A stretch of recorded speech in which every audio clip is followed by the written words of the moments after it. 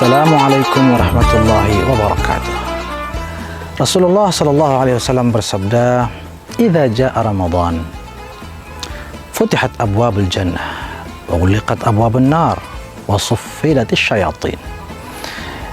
Jika telah tiba bulan suci Ramadan, maka pintu surga dibuka selebar-lebarnya, pintu-pintu neraka ditutup serapat-rapatnya, dan para syaitan diikat dan dibelenggu. Pertanyaan yang tidak jarang kita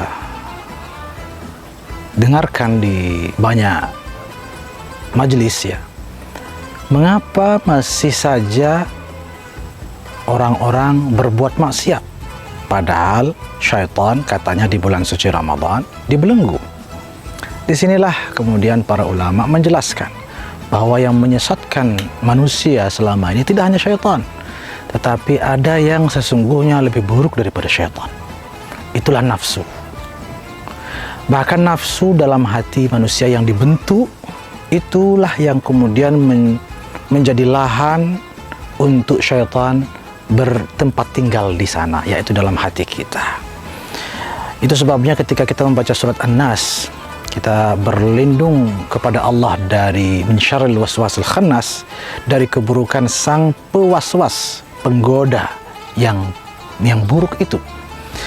Yang berwaswas atau yang memberi waswas ini selalu kita artikan yaitu syaitan. Padahal dalam ayat lain Allah mengatakan, walaqad khalaqal insan wa na'lamu ma tuwaswisu bihi nafsuh.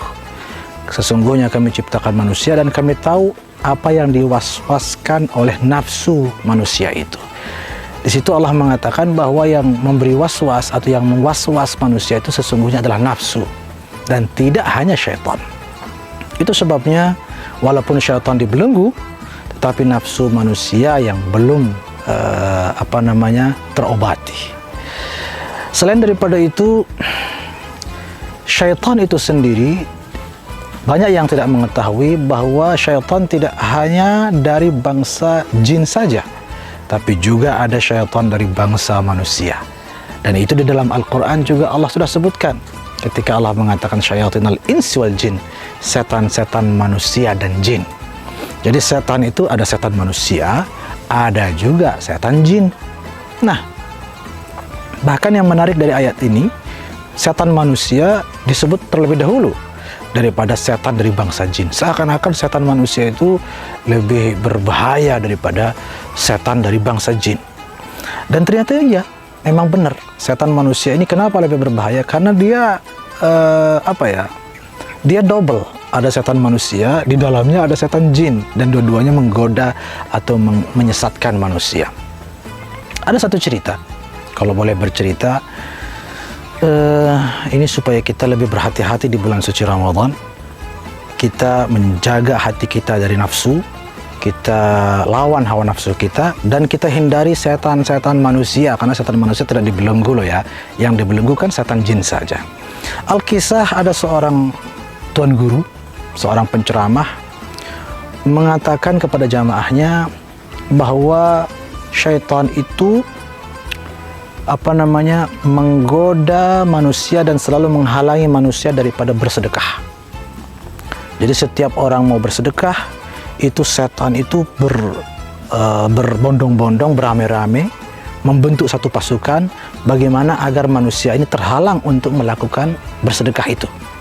Sehingga setan yang di tangan mengalihkan, setan di mata mengalihkan dari melihat yang 100.000 rupiah ke 2.000 rupiah misalnya, supaya yang disedekahkan sedikit, dan seterusnya. Jadi setan itu sibuk.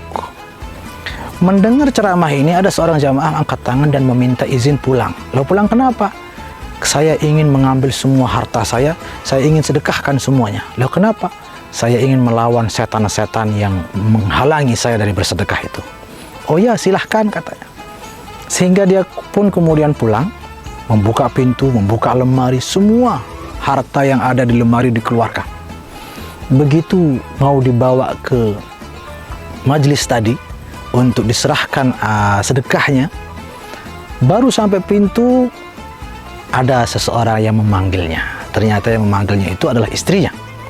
Dia mengatakan, "Kak," misalnya ya, "mau kemana?" oh saya mau melawan syaitan, mau membunuh syaitan. Membunuh syaitan bagaimana? Bersedekah, karena setan selama ini ternyata menghalangi daripada bersedekah. Oke, tapi apakah semuanya? Iya, biar dia mampus sekali-kali itu setan. Apa kata sang istri? Tapi sisihkanlah untuk kita berbelanja besok. Apa kita pakai belanja makan besok? Oh begitu ya, akhirnya disisihkan. Begitu pergi dipanggil lagi, Kak, nanti uang belanja anak kita bagaimana? Uang untuk beli baju lebaran mereka bagaimana? Disisihkan lagi. Oke ya, sudah disisihkan. Pergi lagi, dipanggil lagi. Untuk ini bagaimana? Untuk bayar ini bagaimana? Terus menerus sampai habis semuanya tersisa, kembali ke majelis dengan tangan kosong. Sang penceramahnya bertanya, mana harta bendamu untuk kamu sedekahkan? Katanya, mohon maaf Tuan Guru, mohon maaf Syekh, Ustadz, saya memang sudah berniat untuk membunuh syaitan. Tetapi sesampai rumah, saya kalah. Kalah kenapa? Saya bertemu dengan ibunya syaitan-syaitan itu, katanya. Nah, di sini dari kisah yang cukup unik ini paling tidak menyadarkan kita bahwa ternyata syaitan-syaitan dari manusia itu terkadang lebih membahayakan kita daripada syaitan, daripada bangsa jin itu sendiri. Oleh karena itu, mari selain kita selalu berlindung kepada Allah dari godaan syaitan, juga kita lawan terus hawa nafsu kita.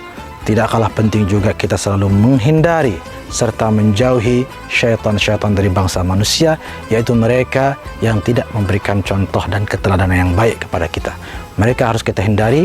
Mari kita bergaul dengan orang-orang mulia, orang-orang saleh, orang-orang baik, sehingga kita pun tertular pada kita kebaikan-kebaikan mereka, sehingga kita pun menjadi insya Allah orang-orang yang mulia. Amin ya rabbal alamin. Semoga bermanfaat. Wallahul muwaffiq wal hadi ila sabilir rasyad. Wassalamualaikum warahmatullahi wabarakatuh.